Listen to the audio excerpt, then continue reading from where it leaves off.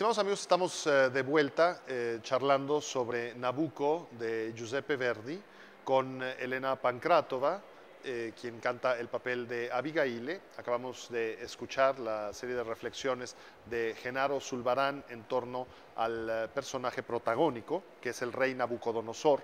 Pero como el título era demasiado largo, Verdi lo abrevió como Nabucco, con doble C, y con ese título perduró la ópera, así fue divulgada.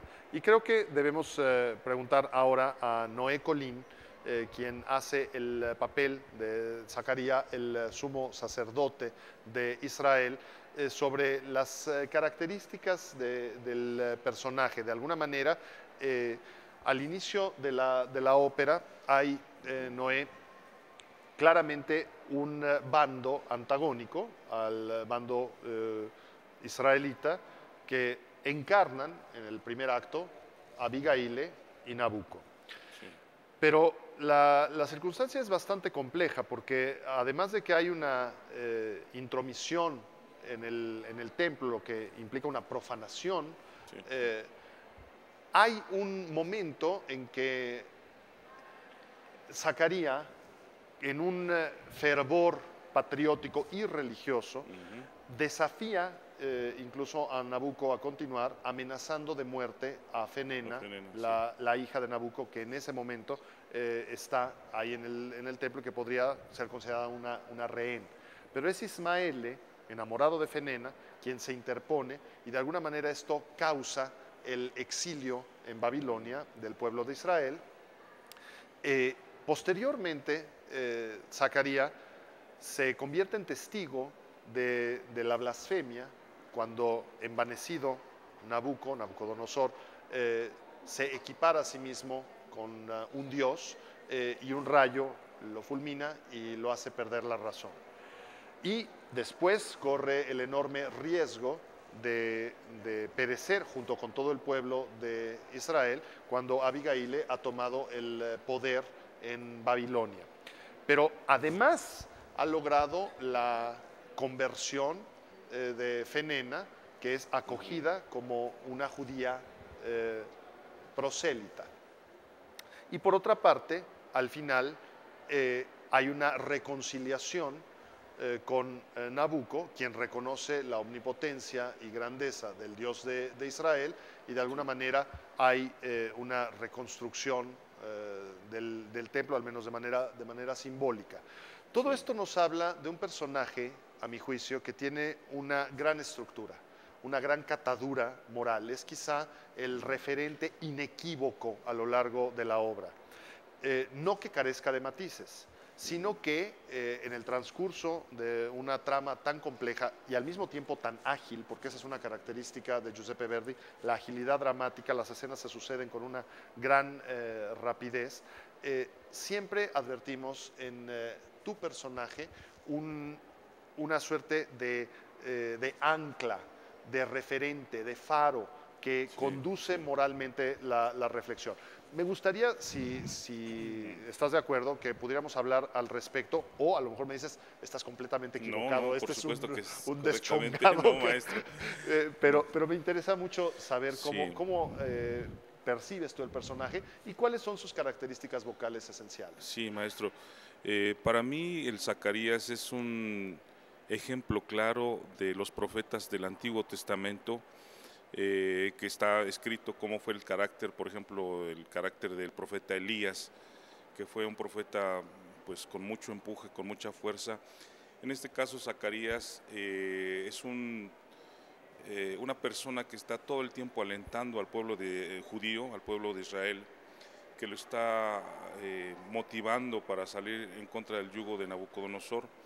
Y en este caso, en el momento que toma a Fenena para amenazar a Nabucodonosor, yo creo que es una muestra también de valor ante el pueblo judío de que pues salgan adelante, ¿no? Recordemos que el pueblo judío en el Antiguo Testamento hay muchos momentos donde se habla de la guerra y siempre los reyes antes de salir a la guerra siempre primero iban con el profeta para ver si Dios había señalado si era posible atacar o no era posible.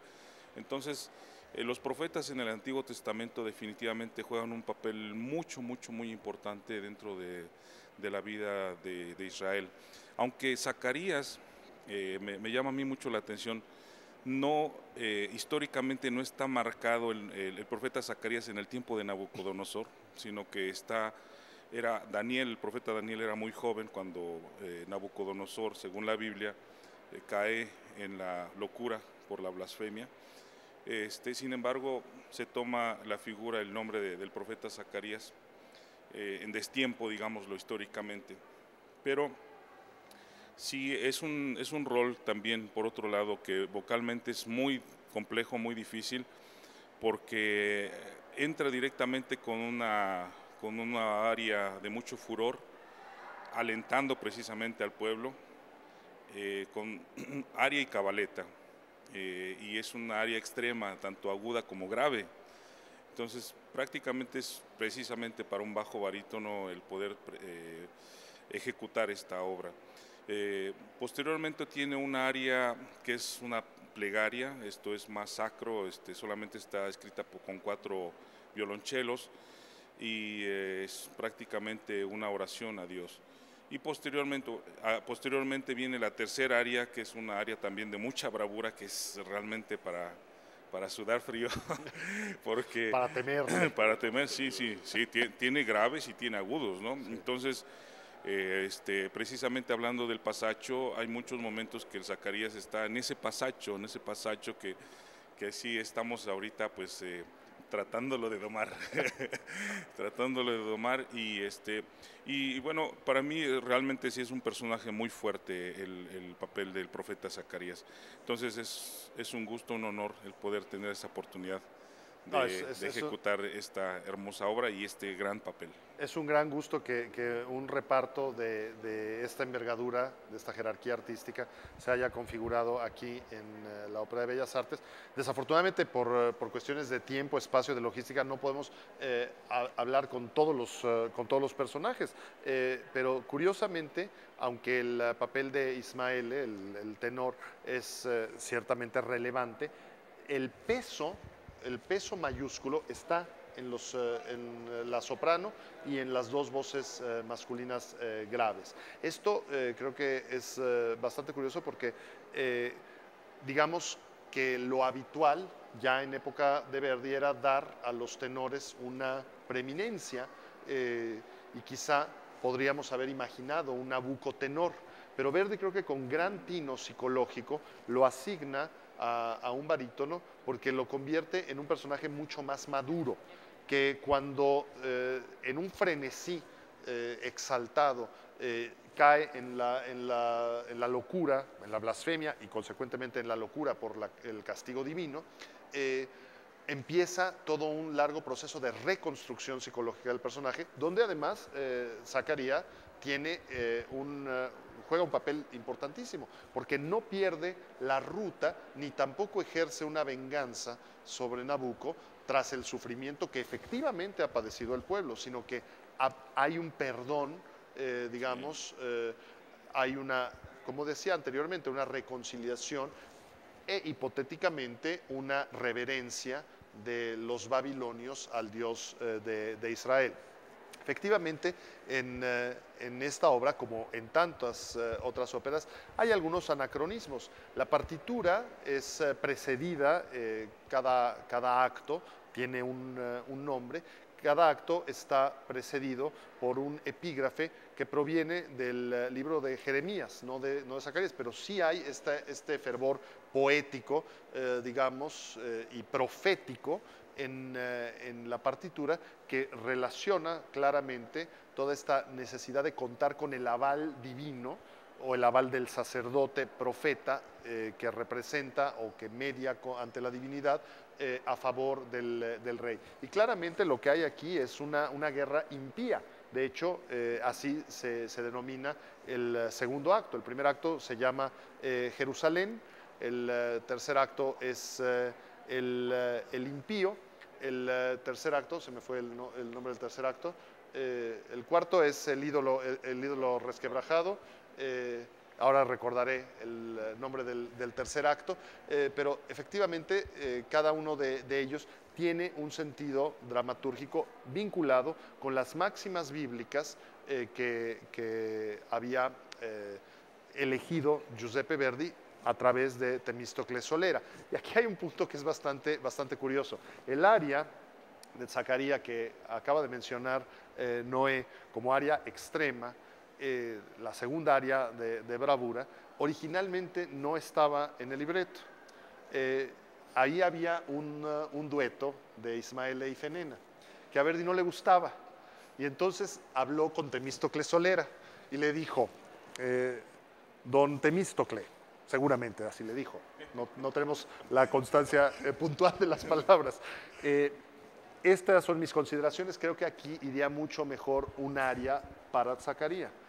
Y Solera, que era un hombre de temperamento muy irritable, digamos también en lenguaje coloquial de mecha muy corta, le dijo, está bien Verdi, lo que pasa es que a mí no me gusta volver sobre lo que yo ya escribí. Le dijo, no, pero es que me hace mucha falta. Bueno, sí, le voy a escribir unas líneas en sustitución de.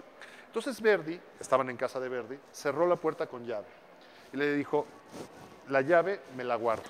Aquí tiene usted la Biblia, señor Solera, para que usted póngase a trabajar, que usted no sale de aquí sin haberme entregado el texto del aria sustituta. Verdi contaba que tenía miedo de que Solera, que era corpulento, se le fuera encima.